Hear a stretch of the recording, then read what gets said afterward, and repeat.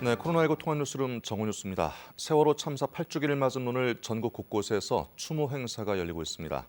세월호 참사 유가족들은 사고 해역에서 선상 추모식을 진행했고 경기도 안산에서는 세월호 생존 학생들이 참석하는 참사 8주기 기억식이 열릴 예정입니다. 정재호 기자의 보도입니다. 세월호 일반인 희생자들과 구조 활동을 하다 희생된 민간 잠수사 2명이 잠들어 있는 인천가족공원. 11시부터 이곳에서 4.16 재단 주최로 일반인 희생자 43명과 민간 잠수사 2명을 기리는 추모식이 진행됐습니다. 유가족 대표와 전해철 행정안전부 장관 등이 추모사를 낭독했고 추모 공연도 열렸습니다. 전남 진도 인근 세월호 사고 해역에선 참사 희생자를 추모하는 선상 추모식이 열렸습니다. 해경 협조로 경비함을 타고 이동한 세월호 참사 유가족이 묵념하고 헌화하며 아이들을 추모하는 시간을 가졌습니다. 유가족은 이후 세월호 선체가 거치된 전남 목포 신항을 찾아 세월호 진상규명을 요구하며 추모식을 진행합니다.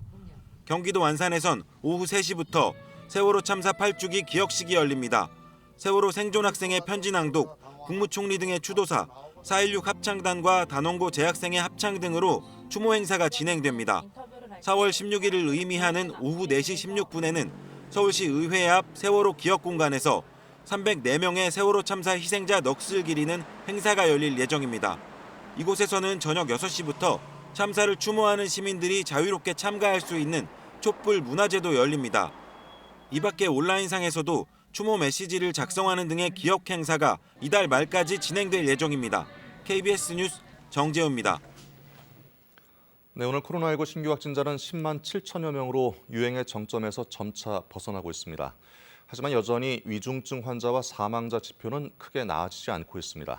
KBS 재난미디어센터 연결합니다. 박영민 기자, 신규 확진자는 감소세가 확연하게 나타나고 있네요. 네, 오늘 0시 기준 코로나19 신규 확진자는 10만 7,916명입니다. 해외 유입 30명을 제외하고 모두 국내 발생입니다. 하루 사이 위중증 환자는 86명 줄었지만 사흘째 900명대를 유지하고 있고요. 사망자는 273명 늘었습니다. 치명률은 0.13%입니다. 확진자 발생 추이를 보면요, 감소세가 뚜렷합니다. 오늘 확진자 일주일 전과 비교하면 7만 7천여 명, 2주 전보다는 15만 6천 명 정도 줄었습니다. 토요일 기준으로 신규 확진자가 10만 명대로 내려온 건 2월 26일 이후 7주 만입니다. 방역당국은 유행 정점이 완전히 지난 걸로 평가하고 있습니다. 다만 신규 확진자 가운데 60살 이상 고령층 비율이 24%를 차지했는데요. 어제보다는 2.2%포인트 높아졌는데 최근 고령층 확진자는 20% 안팎을 오르내리고 있고요. 다른 연령층보다 감소폭이 더딥니다. 위중증 환자 사망자도 고령층이 90% 이상을 차지하고 있습니다. 방역당국은 3차 접종 이후 4개월 정도 시간이 지나면서 백신 효과가 줄어든 것으로 보고 4차 접종을 진행하고 있습니다. 네, 유행의 정점은 지난 것으로 보이지만 위중증 환자와 사망자 규모는 여전히 큰 변화가 없다면서요? 그렇습니다. 오늘 발표된 위중증 환자는 913명으로 사흘째 900명대를 이어가고 있습니다. 다행히 신규 확진자가 감소세로 돌아서면서 지난달 말 1,300명까지 올라섰던 위중증 환자도 시차를 두고 조금씩 줄어들고 있습니다. 다만 아직 900명이 넘는 위중증 환자가 있기 때문에 안심할 수 있는 상황은 아닙니다. 사망자 현황을 한번 살펴보면요, 100명대에서 300명대까지 변동폭이 큽니다. 오늘은 어제에 이어 270명 안팎의 사망자가 발생했습니다. 위중증 환자와 달리 지표가 나아졌다고 보기는 어려운 상황입니다. 사망자 가운데 80살 이상이 63%가량을 차지했습니다. 이 연령대의 치명률은 2.66%입니다. 젊은 층에게는 오미크론 변이가 독감 수준일 수 있지만 어르신들에게는 그렇지 않습니다. 이 때문에 방역당국은 다음 주 월요일부터 일상 회복을 시작하면서도 고위험군 피해를 줄이기 위한 조치는 그대로 유지합니다. 이에 따라 요양시설의 대면 면회나 외출은 계속 금지됩니다. 유행 정점은 지났지만 언제든 다시 상황이 악화할 수 있는 만큼 예방접종 그리고 철저한 개인 방역이 중요합니다. 지금까지 재난미디어센터에서 전해드렸습니다. 네, 지난 2년 1개월 동안 코로나19를 이겨내기 위해서 사회적 거리두기를 하며 세 번째 봄을 맞이했습니다. 하지만 막막했던 긴 터널의 끝이 이제 보이는 것일까요? 정부가 그동안 시행해왔던 사적 모임 인원 제한과 영업시간 제한을 다음 주 월요일부터 전면 해제하기로 했습니다. 어떤 점들이 달라지는지 이현정 기자가 보도합니다. QR 체크인 도와드릴게요. 새벽까지 불야성을 이뤘던 유흥가불이 서둘러 꺼지고 물이 지어 들어가던 식당가 모습도 찾아볼 수 없습니다. 2020년 3월 시작된 사회적 거리두기가 757일 만에 막을 내립니다. 다음 주 월요일인 18일부터 현행 영업시간 밤 12시 사적 모임 인원 10명 거리두기 규제가 없어집니다. 300명 미만으로 제한된 행사와 집회 인원 규제도 정원의 70%까지만 입장 가능한 종교시설 인원 제한도 없어집니다. 한 달째 감소세가 뚜렷하고 우려했던 위중증 환자와 사망자 숫자가 감소세로 접어들었습니다. 사회적 거리두기를 이 조치를 과감하게 해제하고자 합니다. 예방접종을 완료한 해외 입국자는 격리 의무가 사라집니다. 다만 일상 회복으로 인한 고위험군 피해 증가를 막기 위해 요양시설의 대면 면회나 외출 등의 금지 조치는 그대로 유지됩니다. 정부는 국민의 협조와 의료진들 헌신에 감사하다면서도 피해에 대한 사과의 뜻도 전했습니다. 그동안 많은 분들께서 확진이 되셨고 오늘자 보니까 1,610만 명이 확진이 되셨습니다. 그리고 2만 명이 넘는 분들께서 또 사망을 또 하셨습니다. 여러 가지로 정부 입장에서도 최선을 다했지만 그런 부분에 대해서는 정말 죄송하다는 말씀을 드립니다. 방역당국은 특별한 상황이 아니라면 현재 확진자 감소 추세는 안정적으로 유지될 것으로 예상하면서도 상황에 따라 거리두기를 비롯한 방역 수칙을 다시 도입할 수 있다는 여지를 남겼습니다.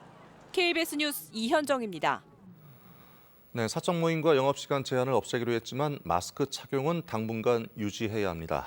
다만 실외 마스크 착용은 거리두기 조치를 해제하고 2주간 상황을 지켜본 뒤에 해제 여부를 다시 검토하기로 했습니다. 김세정 기자가 보도합니다. 야외 마스크 의무를 해제할지 정부는 막판까지 고심을 거듭했습니다. 밀집도에 따라서 완화하는 방안도 논의됐지만 마스크 해제만큼은 속도 조절이 필요하다는 의견이 받아들여졌습니다. 결국 실내든 실외든 마스크 착용 의무는 지금처럼 유지됩니다. 다만 야외 마스크는 거리두기 해제 이후 영향을 지켜본 뒤 2주 뒤 결정하기로 했습니다. 근본에 대부분 거리두기 조치가 해제됨에 따라 실외 마스크의 해제까지 포함될 경우 방역 긴장감이 너무 약화될 수 있는 위험성을 고려한 결정입니다. 시민들 반응은 엇갈립니다. 야외에서는 이제 벗어도 될 것 같아요. 안 걸린 사람보다 솔직히 걸린 사람이 더 많고 일주일에 한두 명씩은 꼭 나오는 것 같아요. 이제 그냥 뭐 감기처럼 가볍게 지나가는 그런. 저는 꼭 착용해야 된다고 생각합니다. 기저질환이 있거나 몸이 약한 사람들은 후유증이 있을 수도 있으니까 이제 그런 사람들을 위해서 마스크를 쓰고 배려하는 게 좋을 거라고 생각합니다. 방역당국은 신종 변이로 인한 소규모 재유행이 언제든 가능한 상황에서 마스크는 가장 기본적인 방역 조치라고 강조했습니다. 실내 마스크에 대해서도 해제했다가 다시 도입하는 국가들도 있는 것처럼 실내 마스크는 여전히 유지하고 있는 국가들이 좀 더 많은 걸로 판단하고 있습니다. 프랑스와 독일은 지난달 실내 마스크 착용을 일부 해제했고 영국도 지난 1월부터는 실내에서도 마스크 규제를 풀었습니다. KBS 뉴스 김세정입니다. 네, 북한이 태양절이라고 부르며 최대 명절로 꼽는 고 김일성 주석의 110회 생일이 어제였는데요. 김정은 위원장 집권 이후 5년마다 개최했던 대규모 열병식 등 무력 시위 없이 보고대회와 연회, 불꽃놀이 등 기념 행사들만 치러졌습니다. 이중근 기자가 보도합니다. 북한 김정은 위원장이 어제 평양 김일성 광장에서 열린 대규모 군중대회에 참석했다고 북한 매체들이 보도했습니다. 고 김일성 주석의 110회 생일, 이른바 태양절을 기념하는 자리입니다. 수만 명이 참석한 가운데 진행된 중앙 보고대회에 이어 군중 시위도 이어졌습니다. 김 위원장은 김일성 주석과 김정일 위원장의 시신이 안치된 금수산 태양궁전도 참배했습니다. 앞서 북한 매체들은 어제 저녁 평양에서 열린 행사들을 생중계했습니다. 청년연회에선 수만 명의 청년들이 밝은 노래에 맞춰 일사불란하게 춤을 췄고 불꽃놀이도 펼쳐졌습니다. 낮에 진행된 군중대회에 참석했던 김정은 위원장은 저녁 행사엔 모습을 드러내지 않았습니다. 김일성 민족의 조롱과 용의를 만방에 떨쳐가는 인민의 환희가 한껏 넘쳐흐르고 있습니다. 김정은 위원장 집권 뒤 처음으로 맞이했던 100번째와 5년 뒤 105번째 태양절에 대규모 열병식을 열고 김 위원장의 육성을 공개했던 것과 다른 모습입니다. 대륙간 탄도미사일 등 각종 신형 무기를 공개하면서 군사력을 과시하기보다는 최대 경축기를 축제 형식으로 보내려는 의도로 보입니다. 다만 오는 25일 90번째 북한군 창건일과 다음 달 새 정부 출범 등을 계기로 북한이 열병식과 핵실험 등에 나설 가능성은 여전히 남아있습니다. KBS 뉴스 이중근입니다. 네, 러시아군이 장거리 폭격기까지 동원해서 우크라이나 마리우폴을 공격했습니다. 키이우 외곽의 미사일 공장도 폭격했는데 흑해 함대의 기함인 모스크바호 침몰에 대한 보복성 공격이라는 분석입니다. 이런 가운데 우크라이나는 러시아의 핵무기 사용 가능성을 경고했습니다. 베를린에서 김기수 특파원이 보도합니다. 러시아가 장거리 폭격기를 동원해 우크라이나 남부의 요충지 마리우폴을 공격했습니다. 장거리 폭격기가 동원된 건 2월 24일 개전 이후 처음입니다. Залучалися дальні бомбардувальники Ту-22М3 та бомбардувальники Су-34 і Су-24М. Сухопутні підрозділи противника здійснюють штурмові дії в районі морського порту. 또 현지 시간 어젯밤 러시아는 수도 키이우 외곽의 미사일 공장을 공격했습니다. 우크라이나가 러시아 흑해함대 기함 모스크바호를 침몰시켰다고 주장하는 지대함 미사일 넵튠의 제조 공장입니다. Сегодня ночью высокоточными ракетами большой дальности морского базирования «Калибр» нанесен удар по военному объекту на окраине Киева. 서방 정보 당국은 실제 우크라이나군의 공격으로 모스크바함이 격침됐고 러시아군이 보복에 나선 것으로 보고 있습니다. 이와 관련 젤렌스키 우크라이나 대통령은 러시아가 핵무기를 사용할 수 있다며 전 세계가 우려해야 한다고 경고했습니다. 흑해함대 기함이 격침되며 자존심이 구겨진 러시아가 궁지에 몰릴 경우 극단적 선택을 할 가능성이 있다는 겁니다. 미국도 그동안 러시아가 군사적 좌절을 겪을 경우 최후의 수단으로 핵무기를 사용할 수 있다고 경고해 왔습니다. 한편 우크라이나 경찰은 러시아군에 점령됐던 키이우 일대에서 900구 이상의 민간인 시신이 발견됐다고 밝혔습니다. 베를린에서 KBS 뉴스 김규수입니다. 네, 봉쇄 중인 중국 상하이의 한 아파트 단지를 시 당국이 코로나19 감염자를 위한 격리시설로 쓰겠다고 하자 주민들이 시위에 나서면서 경찰이 출동하는 사태가 벌어졌습니다. 봉쇄 정책이 장기화되면서 일방적인 행정에 대한 불만이 곳곳에서 터져나오고 있습니다. 베이징 조성원 특파원의 보도입니다. 두 손을 든 주민이 방호복을 입은 경찰들에게 아파트 단지 밖으로 끌려가자 이를 본 주민들이 소리를 지릅니다.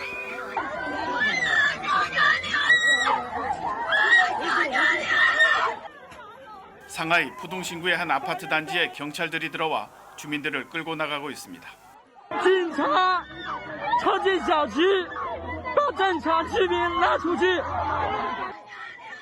방역 당국이 코로나19 감염자를 위한 격리 시설로 쓰겠다며 아파트를 비워달라고 하자 살고 있던 주민들이 항의를 했고 이에 경찰이 출동한 겁니다. 경찰이 시위하는 주민을 끌어내면서 몸싸움까지 벌어졌고 주민들이 끌려가거나 넘어지는 모습은 중국 소셜 미디어를 통해 확산되고 있습니다.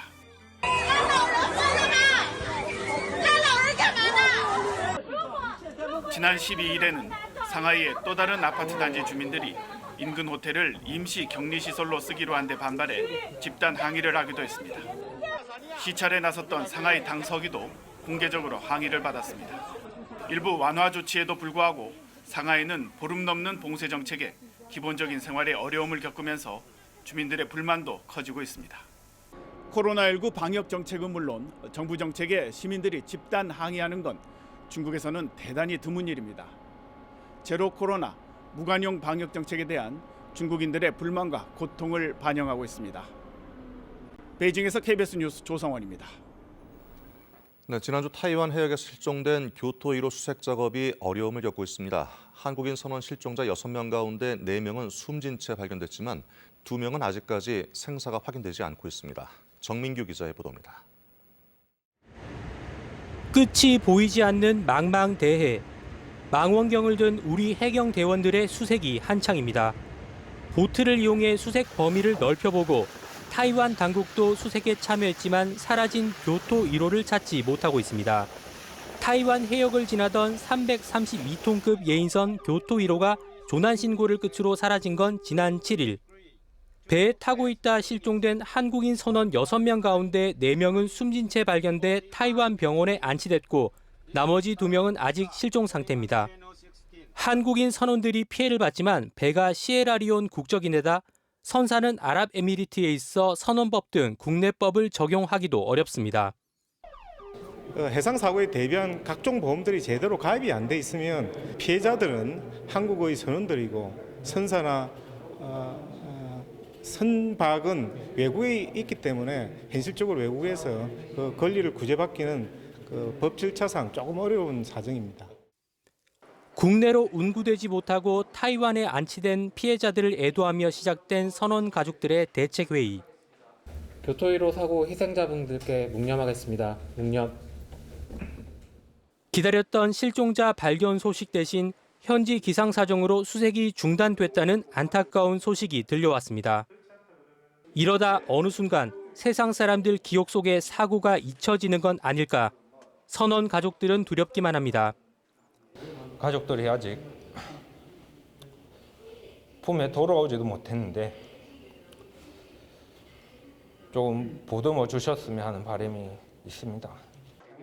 속절없이 흘러가는 시간 앞에 선원 가족의 속은 타들어가고 있습니다. KBS 뉴스 정민규입니다. 네, 국내 주유소 휘발유 가격이 최근 3주 연속 하락세를 보였습니다. 한국석유공사의 유가정보 서비스 오피넷의 집계를 보면 4월 둘째 주 전국 주유소의 휘발유 평균 판매 가격은 전주 대비 13원 30전 떨어진 리터당 1,977원 20전이었습니다. 주간 휘발유 평균 판매가는 2주 전에 1원 90전 하락한 뒤 4월 첫째 주 9원 60전으로 하락폭이 커졌고 둘째 주 들어서 더 큰 폭으로 떨어졌습니다.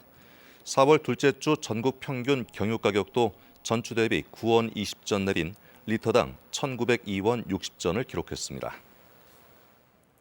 이번 주말 동안 파란 하늘이 드러나며 완연한 봄 날씨가 이어지겠습니다. 낮 기온도 20도 안팎까지 올라 포근하겠는데요. 다만 내륙 지역에서는 일교차가 15도에서 20도까지 큰 폭으로 벌어지겠습니다. 해가 지고 나면 금세 쌀쌀해지는 만큼 옷차림에 신경을 잘 써주셔야겠습니다. 대기는 다시 건조해졌습니다. 현재 서울을 비롯한 내륙 곳곳으로는 건조주의보가 발효됐습니다. 화재가 발생하지 않도록 불조심해 주시기 바랍니다.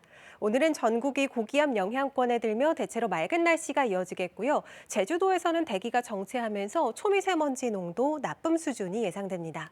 오늘 낮 동안 기온은 크게 올라서 서울이 19도, 대전 20도, 대구와 광주는 21도까지 올라 예년 이맘때 수준의 봄 날씨가 예상됩니다. 바다의 물결은 제주 먼 해상과 서해 남부 해상에서 최고 2.5m로 비교적 높게 일겠습니다.